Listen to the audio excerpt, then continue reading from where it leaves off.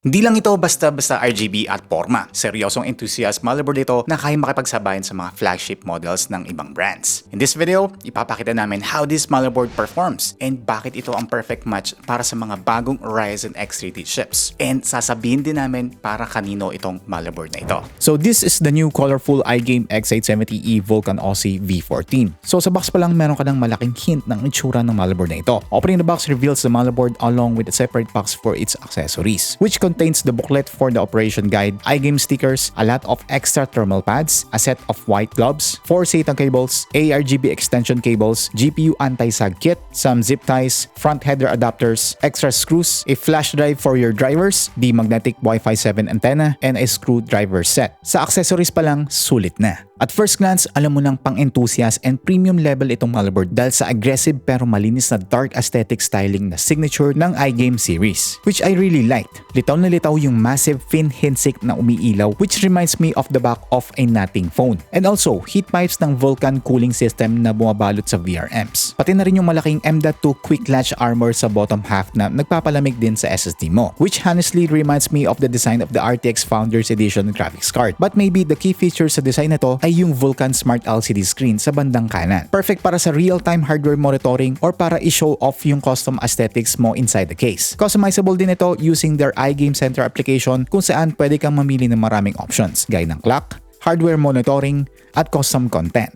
Pagdating sa power delivery, solid ang nilagay ng colorful dito. Meron itong 18+2+2 power phases na may 110 amperes DRMOS at SMD polymer capacitors. Ano ang ibig sabihin niyan? With these components, sobrang stable ng power na pumapasok sa CPU mo, kahit i-push mo pa ito sa extreme limits. In fact, itong exact motherboard model na ito ay ginamit to push a Ryzen 7 9800 X3D to an insane 7335.42 MHz CPU clock speed in an extreme overclocking run. Kumbaga, pangmalakasan talaga. Para masigurado din ang clean signal integrity, nakapatong ang lahat ng components sa isang premium 10-layer 2-ounce copper PCB na may silver plating for enhanced electrical performance. Syempre, hindi mawawala ang smart AI and overclocking features. Sa rear I/O, meron itong physical turbo button para sa instant X3D one-click overclocking. Sa loob naman ng BIOS, meron AI X3D turbo mode na intelligently nag-a-identify ng CPU capabilities para magbigay ng dedicated performance boost settings with zero hassle. User-friendly din ang BIOS niya at madali mong makita yung ibang settings na mas madalas kailangan mo. And for a much easier overclocking setup, may dual BIOS switch ito para one-click switch ka lang. Maybe between your gaming overclocking profile and work overclocking profiles. Memory-wise, matindi din ito. Despite the fact na meron lang itong dalawang slots ng memory, hindi ito pagtitipid. In fact, this is a deliberate choice since this is specifically engineered for extreme memory overclocking. Dahil sa dalawang memory slots nito, mas maikli at mas direct ang memory traces mula sa CPU papunta sa RAM. And with that, capable nito of reaching up to DDR5 8600 plus mega transfer per second para sa Ryzen 9000 and 7000 series processors. And an unbelievable DDR5 10400 plus mega transfer per second para sa Ryzen 8000 series chips. Mahirap ma-achieve ang ganitong memory speeds with 4-slot motherboards. You can use 64GB per stick na RAM to achieve the max capacity of 128GB, lalo na kung memory heavy workload ang target mo dito. Pagdating sa storage, meron itong total na 5 M.2 slots, 3 PCIe 5.0 x4 slots at 2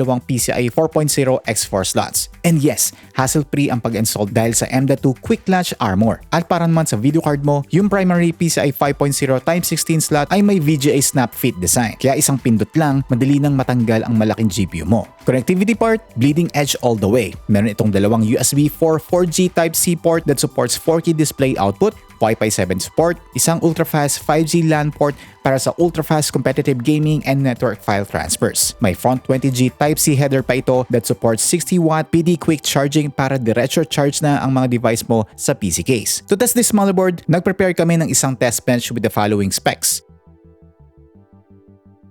Syempre, hindi kumpletong review kung hindi natin itetest ang performance. Umpisan natin sa real-world gaming. All are tested on 1080p resolution with high or max settings. We also tried multiple AI turbo presets for CS2 and on some synthetic workload test para lang may idea tayo if meron nga bang significant difference between each presets. Sa Cyberpunk, as you can see sa graph natin, halos flatline yung average FPS natin at around 198 to 200 FPS across all profiles. Bakit? Dahil heavily GPU bound ang Cyberpunk and mapapansin lang sa data ay yung scaling ng clock speeds. Mula 5,225 MHz sa stock, umakyat tayo ng 5,403 MHz gamit ang Turbo 4 plus BCLK, which bump our minimum FPS very slightly from 159 to 163. Margin of error lang ito, meaning extreme CPU overclocking won't change your AAA visual experience much. Now, let's talk about F124 kasi napaka-interesting ng result natin dito. Mapapansin nyo sa graph na mas mataas actually ang nakuha nating frames sa default stock settings. 412 average and 251 sa 1%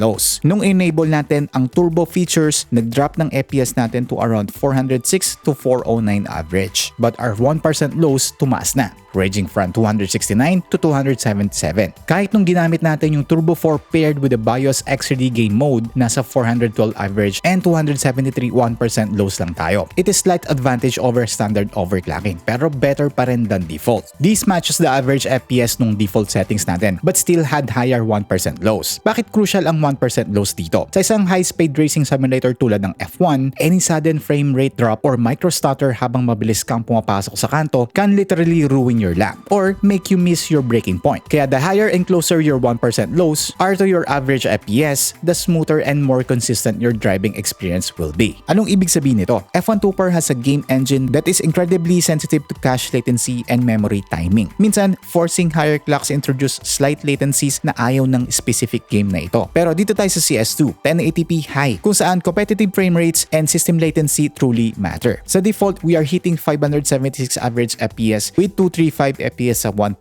lows. Look at the graph when we turn on the one-click turbo overclocking. Umakit tayo sa 588 average FPS at yung 1% lows natin jump to 253 FPS. That's almost an 8% increase sa stability. Pero ang absolute ultimate combo para sa esports ay nung enable natin yung Turbo 4 profiles plus X3D game mode. Pumalong average FPS natin sa 592. At ang pinaka-importante, our 1% lows reach an insane 261 FPS. This is the absolute peak smoothness for CS2, proving na kapag tama ang feature combination na ginamit mo, massive ang frame gains. Ngayon na nakita natin ang gaming performance, tingnan natin ang raw processing power sa synthetic benchmarks. May napaka-importanting quirk dito na gusto kong i-highlight. Dito sa Cinebench graphs, makikita natin ang solid gain sa normal overclocking. Sa Cinebench multi-core, from a 5,225 base score, umakyat tayo na 5,505 gamit ang Turbo 4 plus BCLK. Sa 3D Mark Times Pi, from 30,335 default, isang pindot sa one-click turbo overclocking button, jump our score to a massive 15,363 points. That's a 15%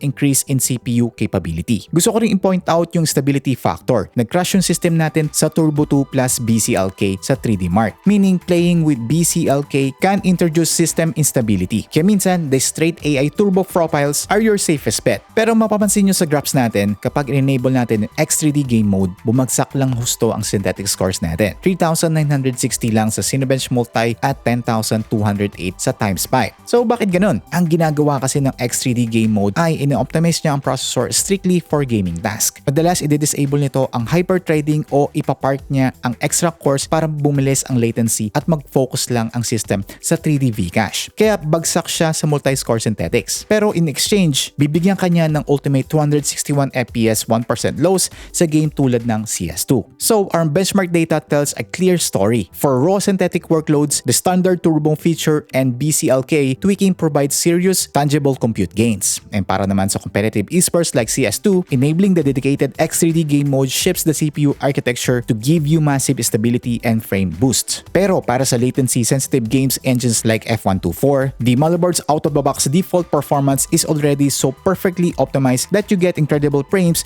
right from the start. And of course, we also check the thermals using a thermal camera. Tinest natin ang Vulcan cooling system after a 25-minute run sa OCCT stress test with a VX2 under normal steady loads. The VRM heatsink stayed around 50 to 56 degrees Celsius. That is incredibly impressive, especially considering we are testing with a high ambient room temperature of around 33 degrees Celsius. So, para kanino ba ang colorful iGame X870E VULCAN OC V14? Kung ikaw yung klase ng PC builder na ayaw mag-settle sa pwede na at gusto mo ng absolute premium features like the Vulcan Smart LCD, 18+2+2 with 110 amperes power stages, extreme DDR5 capabilities, next generation connectivity at may dedicated onboard physical shortcut buttons. Or kung ikaw extreme overclocking enthusiast, this motherboard should be on your list. Priced around 4,599 yuan in the Chinese market. So expect a premium price tag locally. You are definitely paying for enthusiast-grade hardware na handang abutin ang mga performance limits. Enable mo lang either any of the overclocking presets sa BIOS like the AI X32 mode and sure ka na mag-gain mo ang best performance na applicable sa'yo.